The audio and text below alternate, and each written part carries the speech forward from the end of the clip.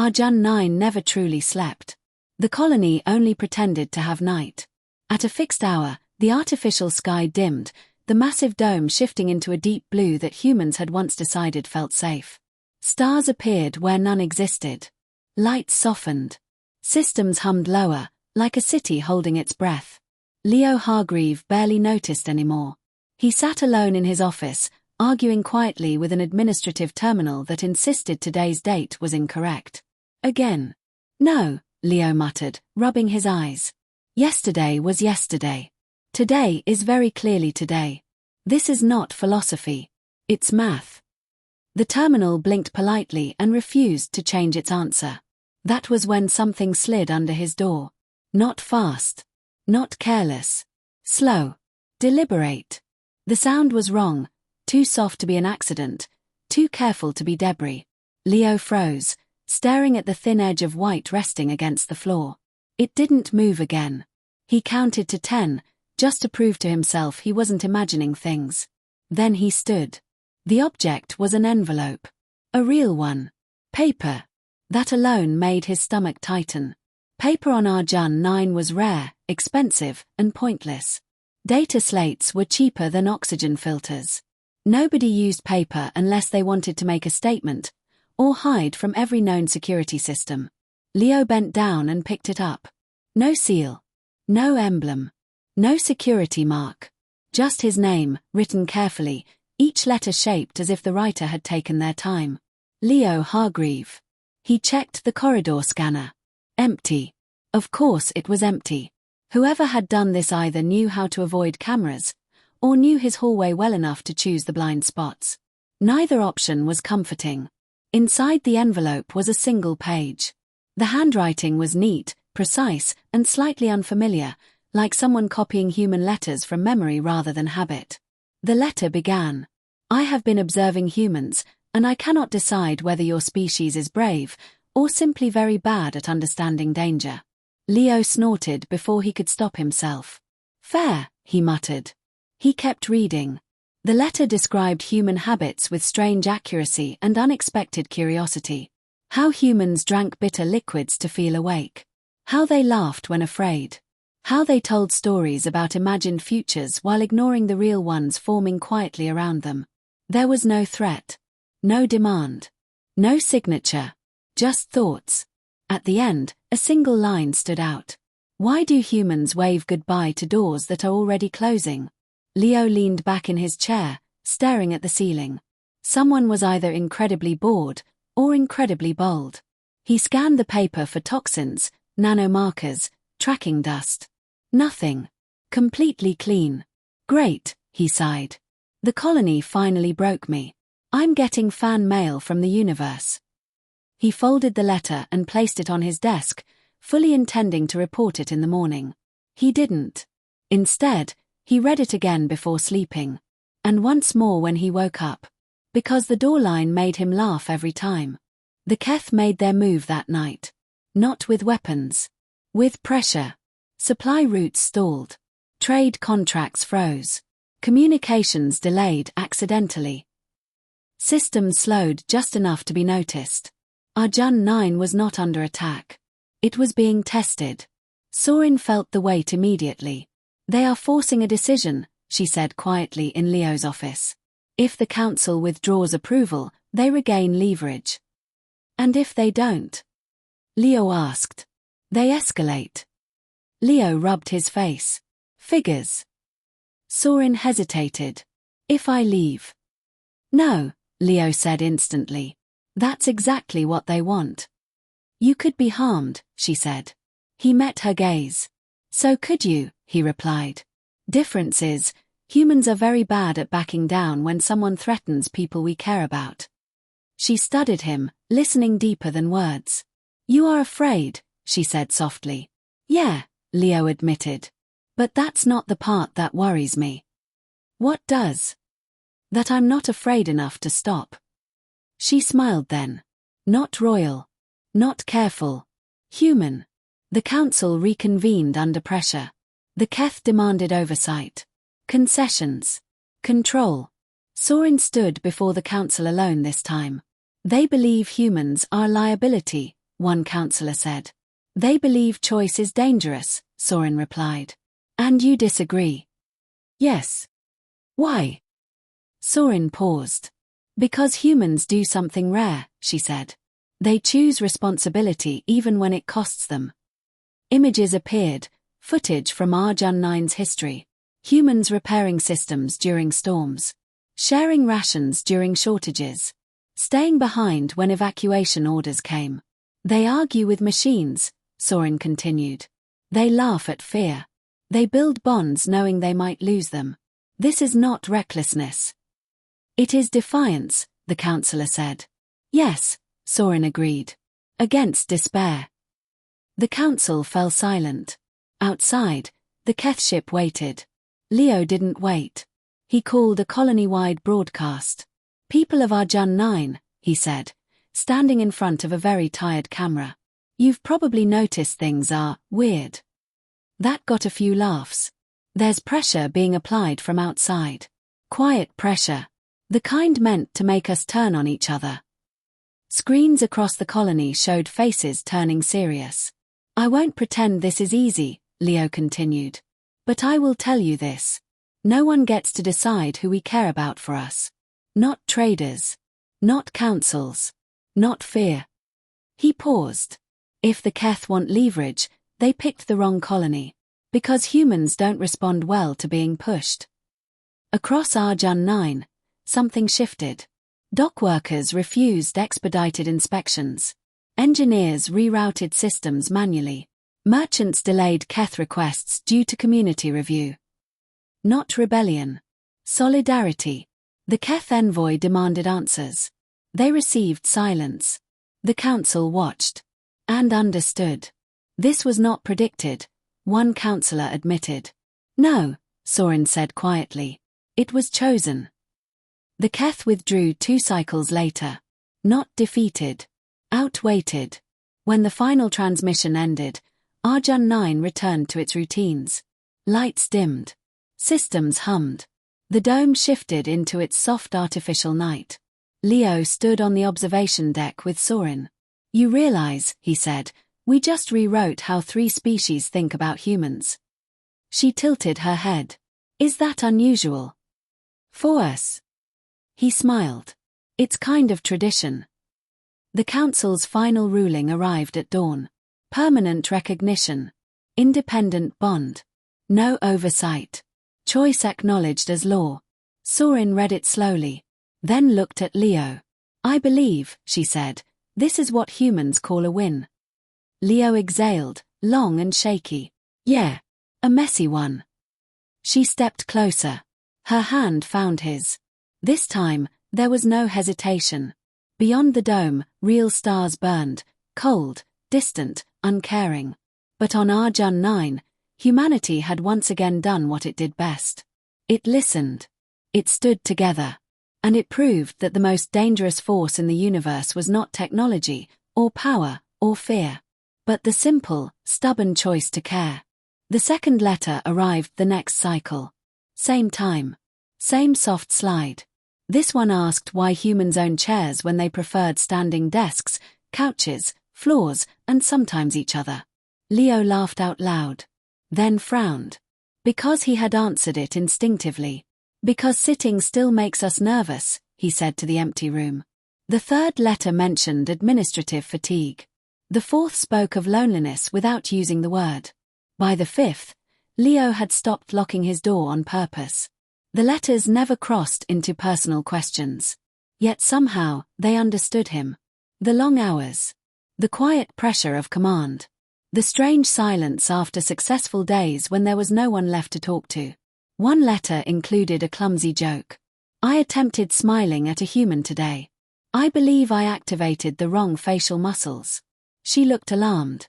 Leo laughed so hard he spilled his recycled water that pretended to be coffee. For the first time in months, the sound felt real.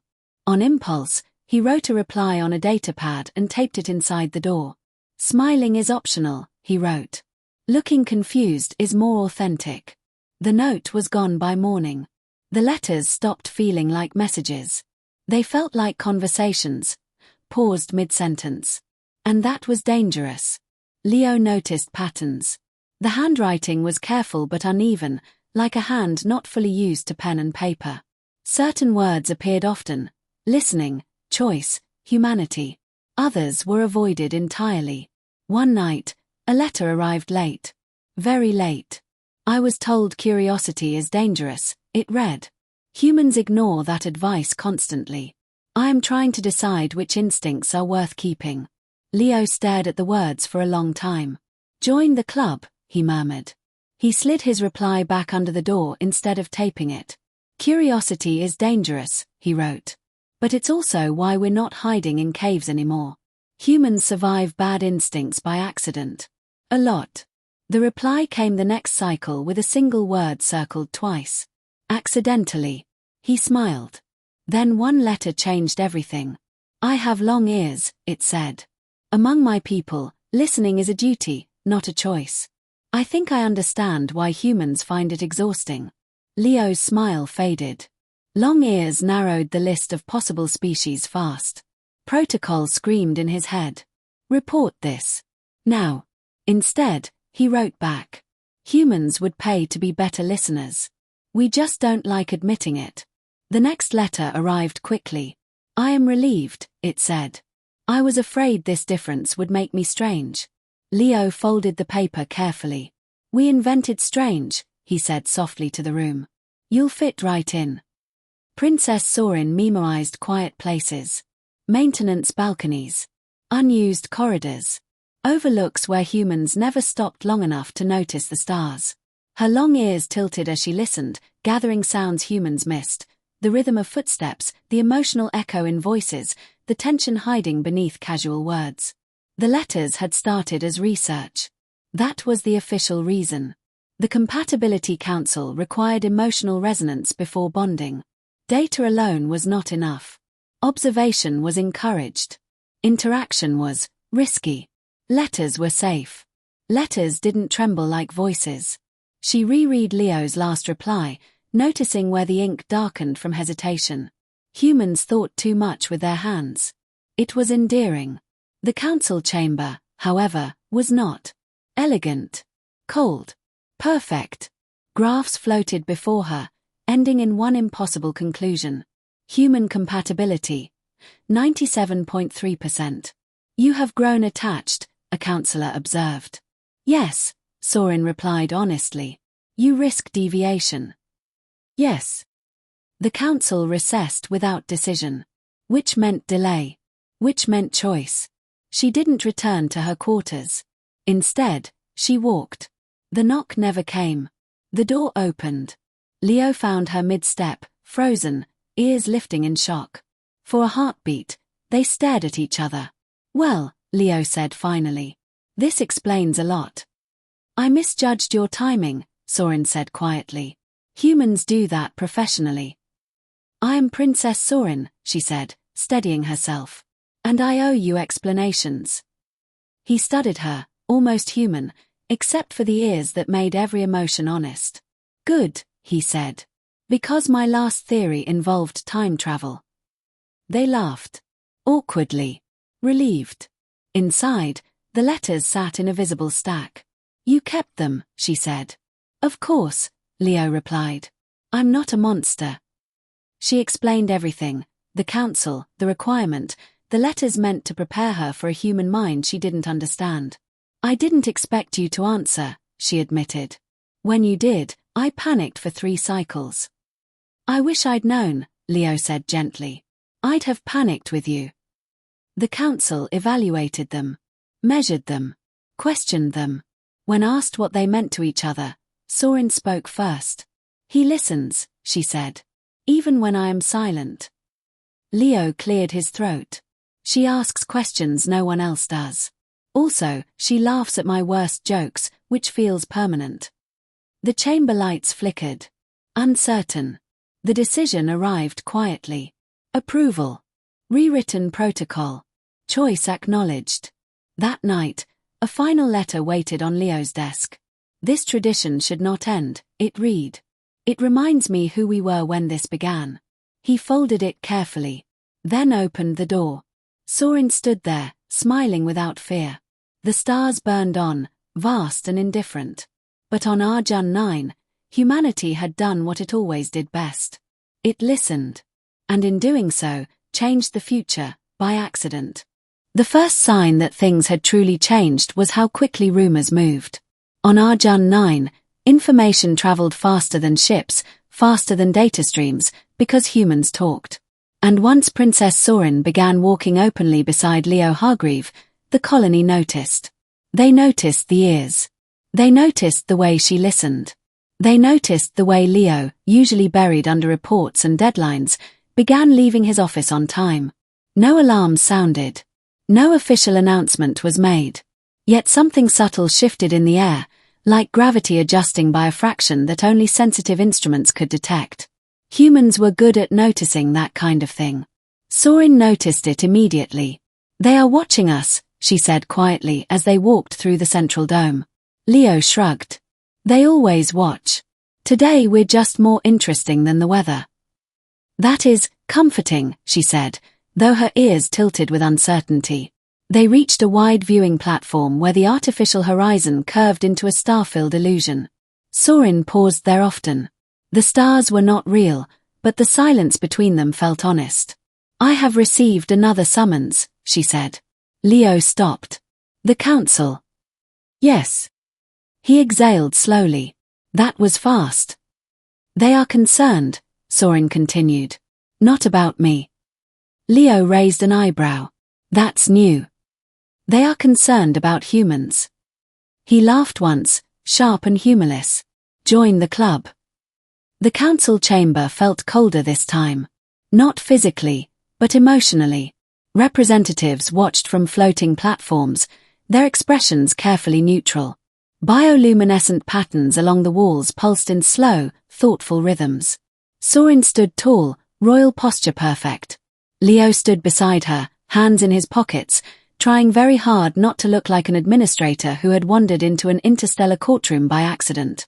"You have exceeded observational limits," one counselor said. Emotional entanglement was not part of the directive. "Incorrect," Sorin replied calmly. "Emotional understanding was the directive. Understanding does not require attachment." Leo couldn't help himself. "Neither does leadership," he said. "But it sure works better with it." Several counselors turned toward him. "You speak freely for a human," one observed. "We do most things freely," Leo replied. "It's kind of our brand." Sorin's ear flicked. A warning. He stopped. "The issue," another counselor said, "is unpredictability. Humans are inconsistent." "Yes," Sorin agreed. "That is why they survive." The chamber went quiet. She continued. "They adapt without permission. They bond without instruction. They choose without certainty. Humans are not dangerous because they are reckless. They are dangerous because they are willing." "Willing to what?" the counselor asked. Sorin looked at Leo. "To listen," she said. "And to be changed." The council recessed again. Which meant fear. Fear arrived before decisions. 3 cycles later, an unauthorized ship slipped into Arjun 9's outer perimeter. It broadcast no threat. It asked no permission. It belonged to the Keth Syndicate. Leo learned this from a priority alert that woke him mid-cycle, lights flaring red across his office. He was dressed and moving before the alert finished speaking. By the time he reached command, the room buzzed with tension. "They're claiming inspection rights," an officer said. "Old treaty loophole." "They don't have inspection rights," Leo snapped. "They're acting like they do." The Keth were traders, manipulators, collectors of advantage. They didn't conquer worlds. They pressured them until resistance became inconvenient. And they had noticed Sorin. "Where is she?" Leo asked. A pause. Then, "On her way." Sorin entered moments later, calm but alert, ears lifted high. "They followed me," she said. Leo felt a cold knot settle in his chest. The Keth envoy appeared on the main screen. Tall, narrow-eyed, smile too practiced to be real. "Administrator Hargreave," the envoy said smoothly. "Princess Sorin. How fortunate." "What do you want?" Leo asked. Clarity, the envoy replied. There are questions about a developing interspecies bond. One that could shift influence. Sorin stepped forward. This bond is voluntary. Voluntary bonds, the envoy said, are the easiest to exploit. Leo leaned closer to the screen. Careful, he said. You're confusing curiosity with weakness. Humans hate that. The envoy smiled wider. That is precisely what interests us.